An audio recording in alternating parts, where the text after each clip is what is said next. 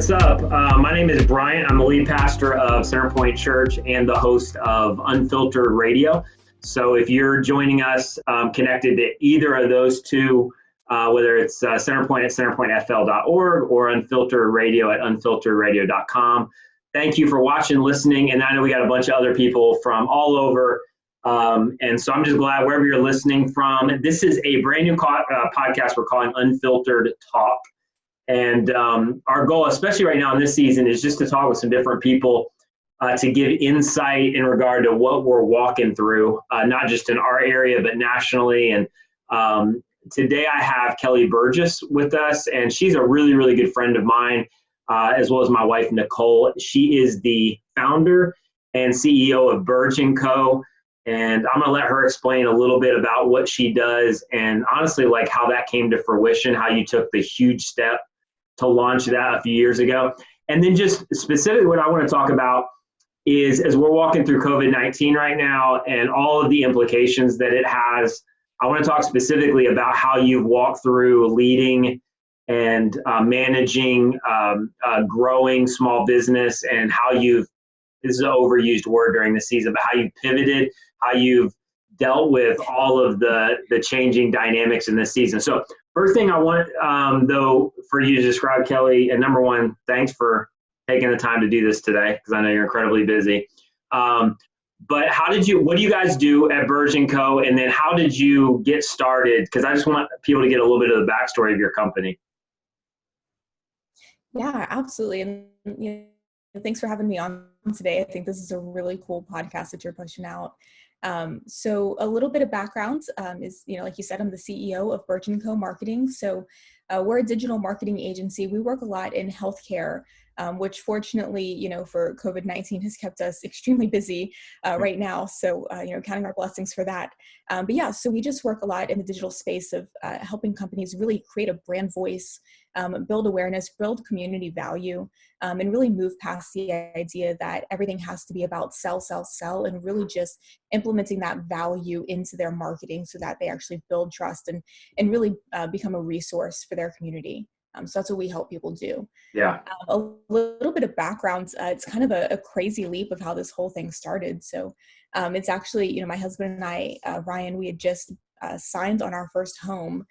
And like the weekend, I had a great job in marketing. I was like leading up the marketing department for this company and really doing well. I was 26, so thought I was in a really good place in my career, and signed on our first home, got a mortgage, did the adult thing, and God was like, "I'm gonna quit your job and start an agency." And it was this moment of like this soul deep, like, I'm sure you've had several experiences where God just kind of breathes the truth into you. I think is the best way I can describe it, where it's just like, it's as true as your next breath of, oh, this is what I'm doing now. And so we signed our mortgage, and I walked in and put in my 2 weeks the next day, and had no clients lined up. And Ryan, bless his heart, was so supportive. He probably thought I was crazy. But anyway, in the first month, replaced my salary, and in the first 3 months had to start hiring. So since then, God has just like opened the floodgates on this thing. It's been crazy. But we have, locations here, Tampa, Nashville. We have 10 people on the team. It's just been an incredible journey. That's amazing.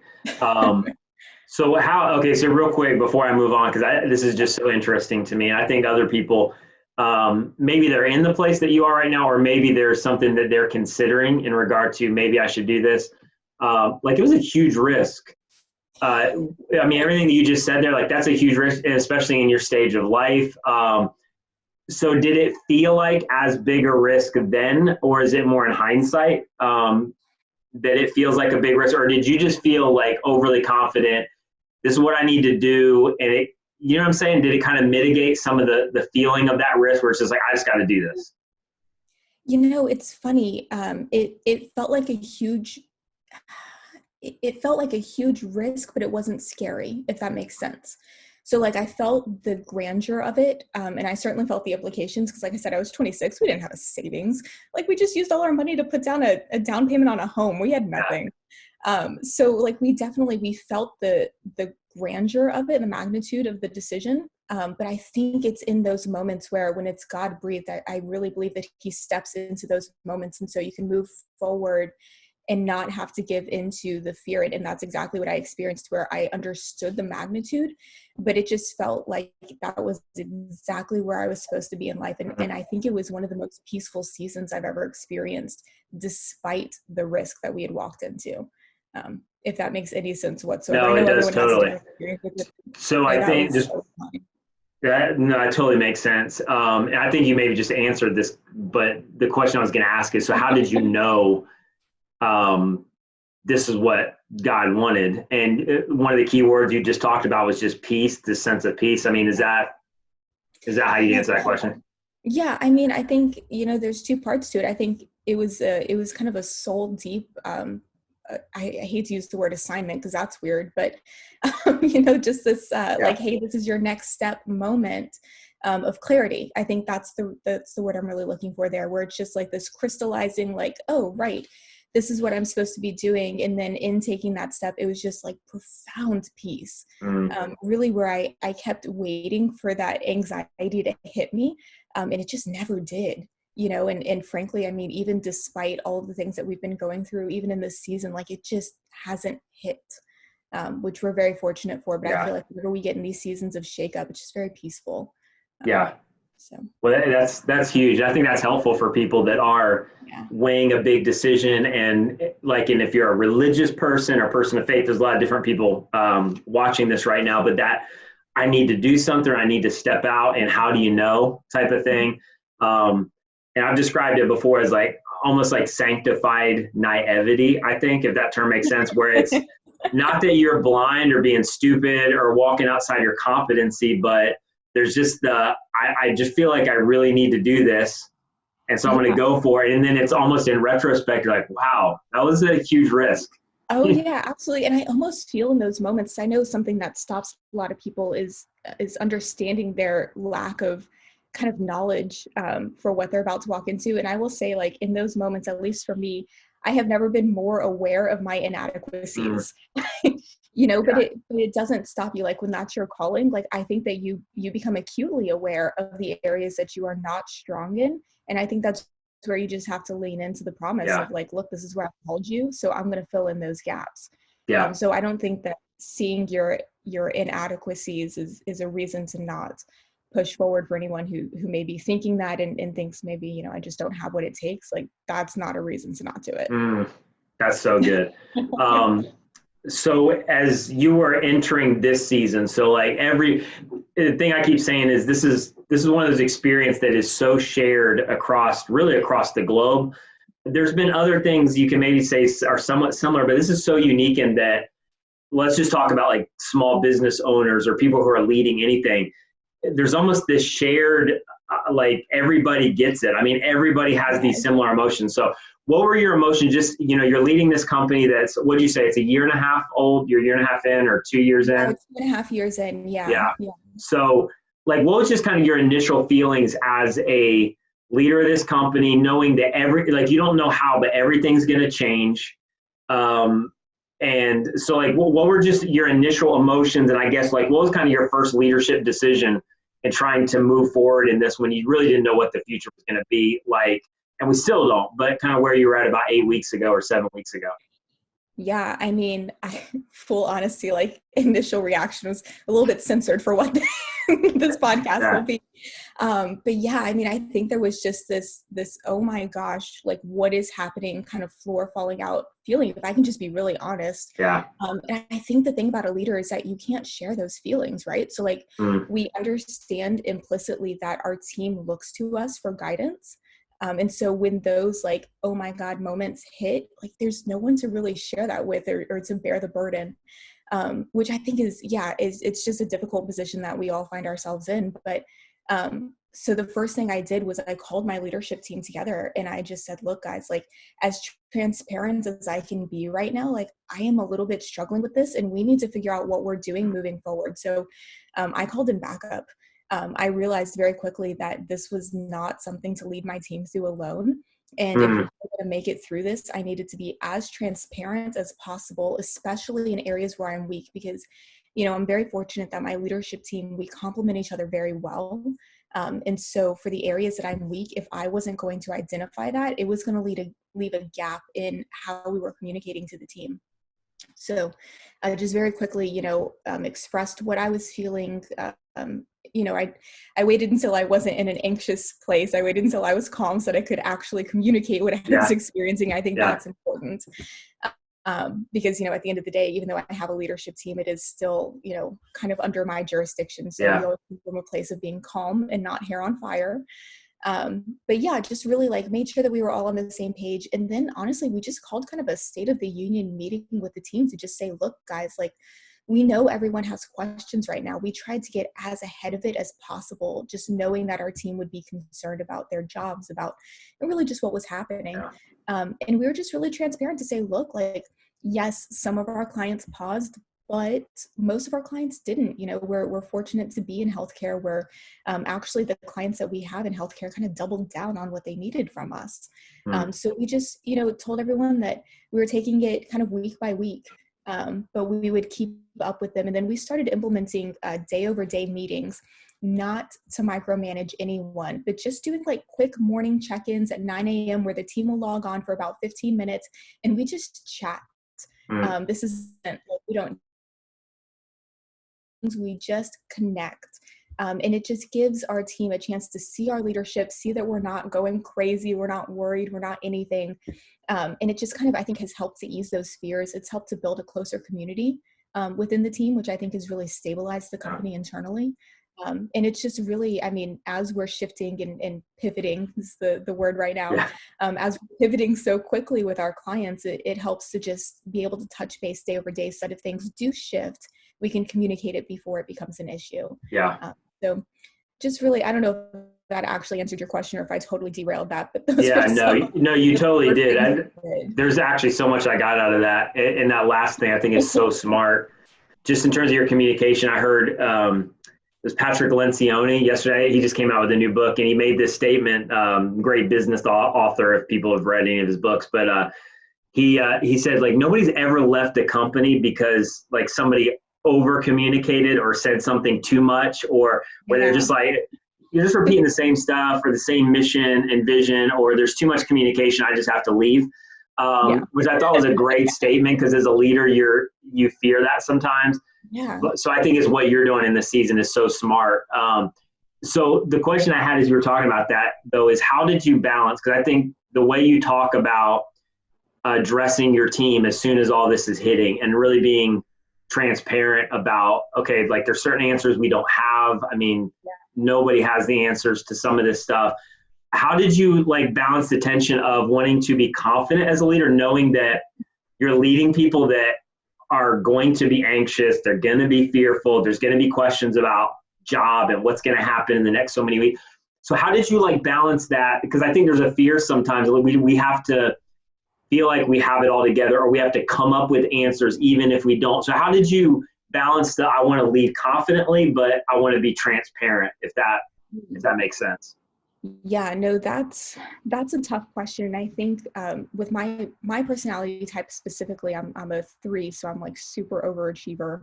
If anyone's done the Enneagram, but I'm a 3 as well, so I figured you were. Yeah. But yeah, so it's easy for me, at least. I won't speak for you, but for me as a 3, it's easy to fall into that. I have to have all the answers and have all of the best answers. Otherwise, people won't have confidence in me to lead. This is kind of the lie that I get trapped in sometimes. And again, fortunately, I think one of the biggest things that this COVID issue has brought out in companies is if there are any flaws or cracks in your leadership and in your internal team, this is going to expose it, right? And so fortunately, and not by my own doing, our COO is very in tune with people emotionally, and she's built this incredible company culture in areas where I didn't. And so she's built, honestly, a lot of confidence in me in areas that I've overlooked, just because she's so in tune with people's emotions. So she actually reached out to me first to make sure that I was okay before we could lead the team. She kind of sat me down to say, okay, look, you need to be vulnerable. This is not your moment to have all of the answers and be ridiculous. And I appreciate that she did that, because she brought up the point that we have to lead authentically, which is what she's always reminded me. And so in order to lead from a place of authenticity, right, you have to actually be confident and not just be pretending to be confident in the season. So I think that was really helpful, but it really forced me to remember why we had built the business in the first place. And so my confidence is not in my circumstances. My confidence is that God has brought this business here. And so from day one, there have always been things that have been out of my control. So whether it's, a pandemic, or, there's just things going off the rails with the software we use, whatever it is, the point is that things can go out of my control at any moment. And frankly, I'm not responsible solely for the success of the company. And so when I remember that, it's easier to take a grip and say, okay, well, I was never in control in the first place. So why has this changed anything, right? We're going to keep leading the way that we've always led. We're going to keep that transparent communication. And really, I think that's what's allowed the team to follow us so well, because we've just been really open and honest and come from a place of authenticity. Yeah, that's so good. And that's such a great reminder for anybody in leadership and I thought about this as all this was happening. I mean, for a lot of us, we have as much or little control as we did right before this, but we're more aware of our lack of control. That's exactly right. This is just, it brings forward any cracks that we've had. It just makes us aware of it. It doesn't mean that they're brand new. We're just so true. So what you're talking about in terms of leading confidently, but being authentic, and that really relates to everything. So that's whether you're leading a business or honestly at home with your kids, and you've got kids that are a certain age. I mean, we have Brooke, who's 7, our oldest. And so she's completely at the place where she understands things. She's role playing with her toys about she has this little city that's all on COVID lockdown. so it's like they're processing all of this. And so I think it relates to, a lot of different areas of whether you're a parent, you're a business leader, you're, whatever, you're trying to figure out, how do I deal with my own emotions and lead others? So here's my other follow-up question is, you had mentioned kind of pausing, and before you came into all of that, getting to a place where you're not overly anxious. And we understand anxiety, fear is an emotion. That's different than being controlled by it. Sure. A term I heard, and I wish I could attribute this to the right person, but I don't know who said it, but a leader coming in with a non-anxious spirit, which is huge because, you set the temperature for the room. Everybody's going to follow your lead. If you got an anxious leader at the table or digitally on the Zoom conference call, it's going to affect everybody. So how have you personally managed and led yourself through this to get to that place? And I know it's not a one-time thing. It's a constant, to move to a point where I'm not coming in and I do have kind of that non-anxious presence. What have you done for you to get you there? Yeah, I think it is a day-to-day thing. There was an analogy that I heard recently or read on an article, and I'm not going to be able to attribute it correctly, but it was basically the analogy that talked about how we communicate with our team leading up to this will dictate how we kind of communicate with them during this season, right? And so they use the analogy of before COVID, your entire team was on a cruise ship. And so we're all up on the upper deck and you can see everything and everyone can see where we're going and we're all kind of on the same page. And then COVID hits and now we're all kind of in a submarine and everyone's closed in, and you as the leader are the only one with access to the periscope or whatever the thing is that you see out, right? And now you have to communicate where you are going to the rest of the team who can't see anything, they can only see you. And so I read that and I thought, man, that alone is sobering to me as a leader, because if I am going to communicate to my team, how would I want to be communicated to if I was in their position and all I could see was a leader? It's just like you said, you have an anxious leader at the table, I'm going to jump ship. I'm not staying in. And so that to me has been sobering enough to calm me down to say, okay, if I want this thing to succeed, then I need to be sober-minded and calm when I come to the table and address my team, because it's like you said, we have no more or no less control than we ever have. We're just more aware of it. And so why am I going to give into the feelings of fear and anxiety when if I can look past my immediate feeling state, I can see that there's no benefit at the end of this if I give into those feelings. So why on earth would I give into those feelings, right? And so if we can pause long enough as leaders to just identify what we're feeling and recognize that we don't have to give into it and really see the trajectory of what those feelings lead to, then it's kind of a no-brainer to just not give into it. Yeah. And I don't mean to simplify that and sound, insincere or insensitive, because I understand the grip of those feelings. I do. Yeah. They're certainly not something to just brush off. But if we can just take a moment and look past it and think through the outcomes, then it makes sense to just not do it. Yeah. In the same way that we wouldn't make other business decisions. It's the same thing. It's just a business decision. Yeah. Yeah. And I think it's interesting. I agree with you 100%. Is so much happening at once. And if you're leading, it's almost like you don't really have time anyway to do that. Like you don't have time to give into that stuff. Like you're focused on, I've got to lead other people forward. And, but you're right, without being trite or whatever, it's like we have a choice, of whether we're going to lean into those. And then if you were to add the whole component of faith, if you're not a person of faith, like whatever you're leaning into, but for us, it's, it's reminding you even more, like I need to be focusing on, times of quiet, spending time in the Word, focusing on a relationship with Jesus. And I need to do that long enough to where I'm coming out of it without all of that anxiety. And sometimes it's just that. I got to stay there long enough to come out to be able to lead others and kind of leave my anxiety behind, type of thing. So yeah. And I will say, community plays a huge role in this too. And you and I have talked about this offline before about the importance of community, but especially in this season. So, I've been fortunate enough to build relationships, very close relationships with other business owners and women business owners specifically, because as much as I hate to admit that there is some, different experience there between men and women in leadership, there just is in the way that we process emotions. I think that there is. It's important to me. There have been times during the season where I've just reached out and said, look, I just need an offline conversation. And we've set aside 30 minutes where we will literally pour a glass of wine and just both of us will just vet out all of our fears, all of our issues. And it doesn't leave the Zoom meeting and then we're done.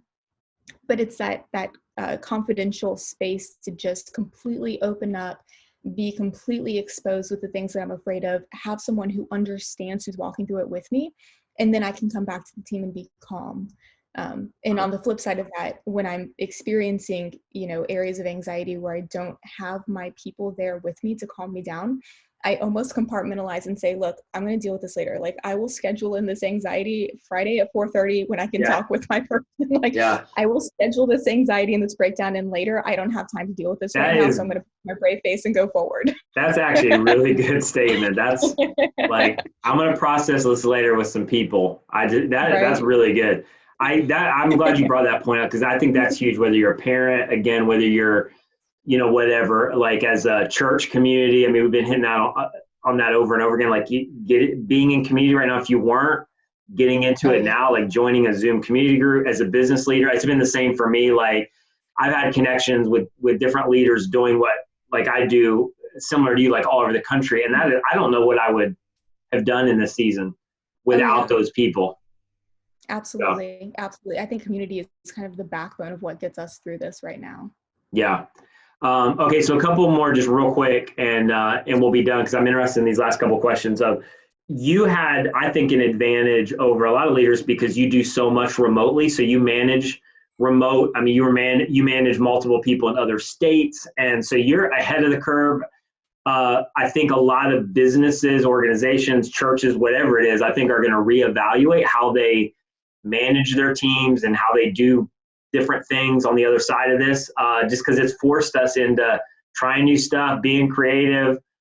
Heck, a lot of people didn't even use Zoom before like 7 weeks ago, right? So my question is, what, and I know you've learned some more stuff over these last so many weeks, but what had you already kind of learned from managing remotely? And I guess here would be my question specifically, is leading healthy team culture and keeping people aligned when you're not in the same room. So I would love to know about that. Like, what have you done, or what had you kind of already learned coming into this? Yeah, no, that's a great question. So first things first, welcome to the virtual world. It's a totally different ballgame, but it's fun. I think you're gonna love it. So We had a few hiccups when we first started because we are completely virtual. So while we have, brick and mortar buildings in Tampa and Nashville, our team doesn't stay there. So I'm the only one in Tampa. Haley's the only one in Nashville. The rest of our team, even the ones who live in Tampa, Nashville, are remote. We don't make anyone come in. So all of that to say, we do have the advantage of having been remote for a few years now, but we had several hiccups going into it. So trying to build a company culture without being physically present was a completely new challenge that Haley and I had never really faced before. And Haley's my COO. I don't know if I had introduced those two together, but anyway, so we had no experience with this. And I will admit that the first 6 months, we just had such an issue finding and keeping engaged employees, because when you're remote, it's kind of back burner. You have to not only manage the team and manage the assignments, but you have to make sure that people have a good work ethic, right? And that things aren't waiting until the last minute. And it's just this whole other balance that you have to manage now without also being micromanaging. Yeah. So we implemented a few things right off the bat, which is, every Monday morning we do a production meeting. So we will have everyone, we use Google Hangouts because that's my jam. So we will have everyone on a Hangouts call at 10 o'clock every Monday morning. And we literally just go through our project management list. And it sounds so boring, but we just call out one by one what assignment everyone is working on that week. And there's two reasons we do that.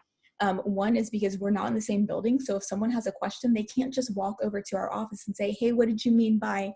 So it gives us a chance to get on the same page, understand kind of holistically what pieces of the project are being worked on, who's responsible for what, and to air out any questions we have in that moment.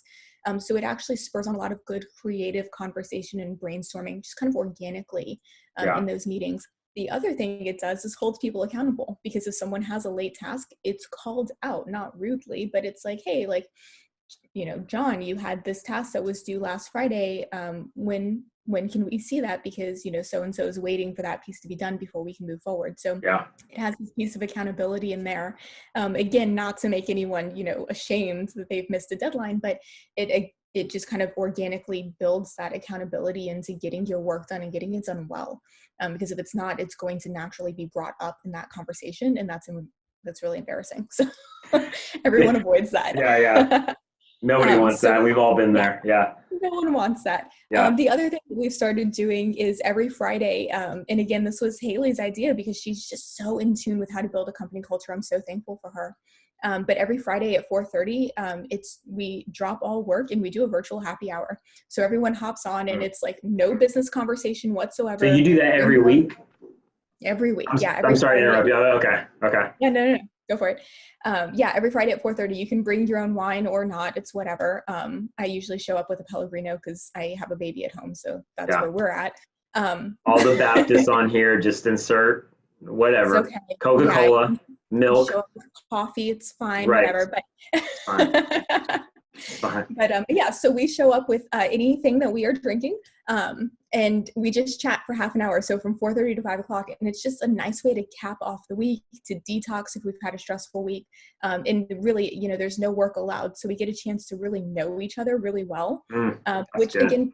Yeah, and it bleeds into those Monday meetings too, because as you build more trust and you build more camaraderie with your team, people are more open to sharing their ideas during brainstorming, and they're more gung-ho into these projects because they understand on a personal level how their piece affects the team.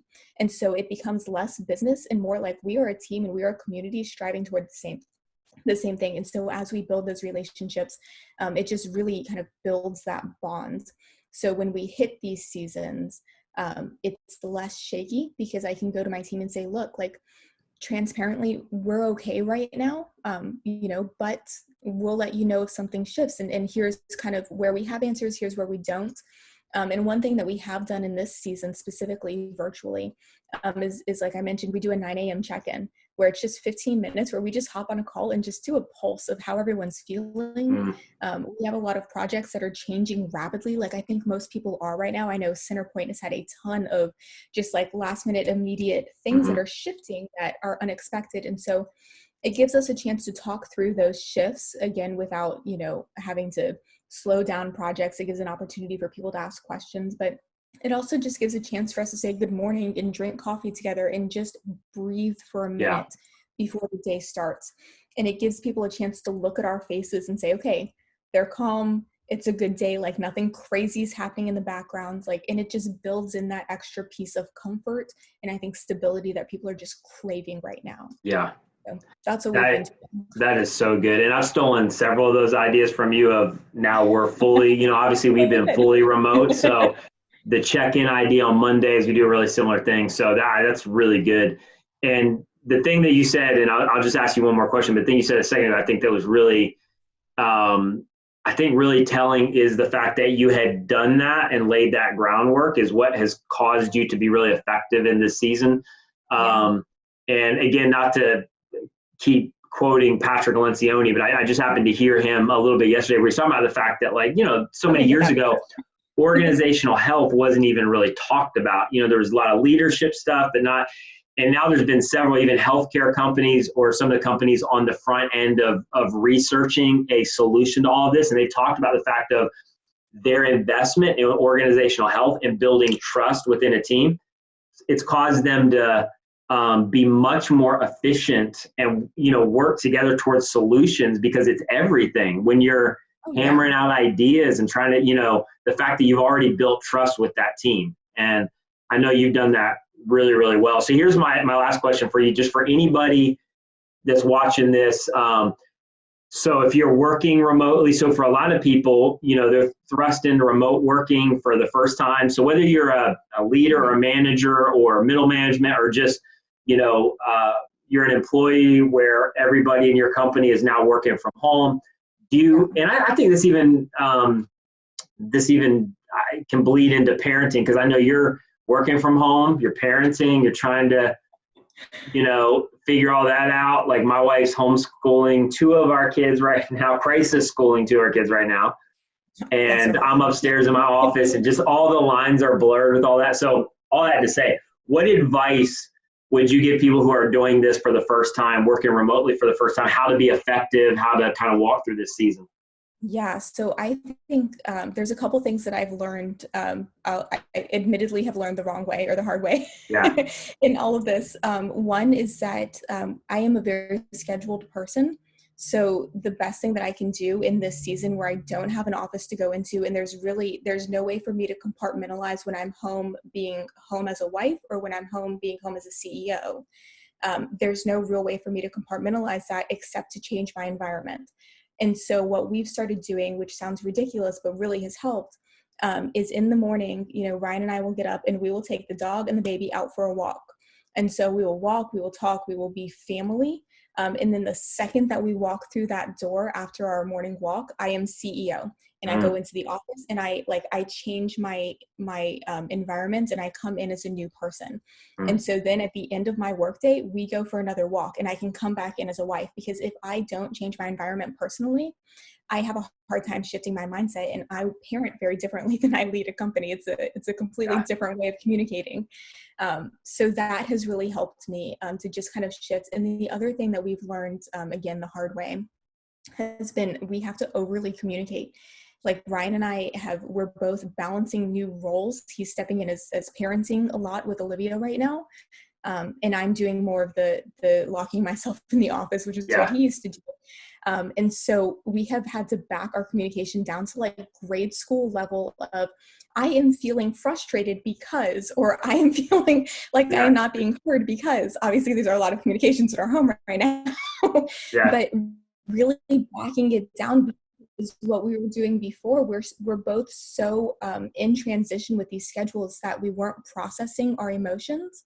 And so when you get someone locked in a home, locked in a relationship with nowhere to go, when you get frustrated and you're not processing those emotions, things explode. And so we learned that very quickly the first few weeks of this. And we had to back it down to say, look, I am feeling this because, and it forces us to work through our emotions right then and there, and to make time for that communication. And then we can move forward peacefully. But without that, we're just a train wreck. Yeah. So those are the things we've learned. That's really good. I love the advice of taking a walk, work day starts, then taking another walk. That's really, really smart. And that's honestly the first I've heard that particular application. So that's good. It's been good. The other thing that I've been trying, because I know a lot of the household chores have kind of fallen on my plate, which is fine because I enjoy them. But when I'm in the middle of a big project, if I get a 15-minute break to clear my head, I'll go fold clothes and then come back and I can come into a new project. So to kind of help the transition, because there's no water cooler to walk to, there's no, Right. like you can't go to someone's desk and talk for a minute, clear your brain, and then come into a new project. So Yeah. I've been supplementing with like, I'll do dishes for 15 minutes, I'll fold the clothes for 15 minutes. So at the end of the day, I've gotten all of my projects done, I'm clear-headed, and my house is clean. Yeah. So Yeah. That's doesn't so happen every good. day. Disclaimer, this is not like a Just to be authentic. yeah, just to be authentic. My house is still a mess right now, but on the days that it does happen, it's very helpful. Yeah, that's good. That's seriously good advice.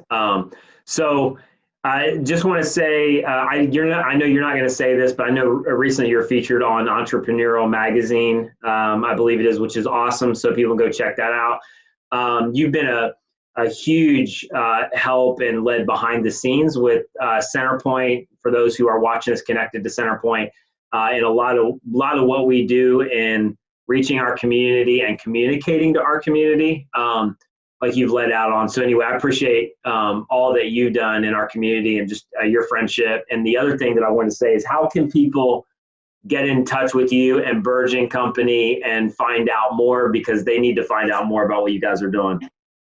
Oh, well, thank you. Yeah, so one thing that we're really trying to do right now is just be a resource to the community. So we're offering free 30-minute brainstorming sessions for really any business, any industry. So if people want to learn more about it, you basically just get the chance to sit down with our marketing team and our head strategists and figure out how you can do some quick wins right now. Because I think that's what people are looking for most is, less of the long-term marketing success and more of just the quick wins to get us through the season. Yeah. So they can go to burgandco.com, so BURG and Co. And there's a sign-up form right there on that homepage, and just sign up for a free 30-minute session. Again, we're just trying to bring some value to the community and get that rising tide mentality across the board. So. Yeah. What you guys are doing, it's awesome. So go check out Burg Company, and thank you for joining me on Unfiltered Talk podcast. Yes, but seriously, I think it's really helpful for a lot of people. So I will talk to you soon. Cool. Thanks, Brian. All right. See you, Kelly. Bye. Thanks.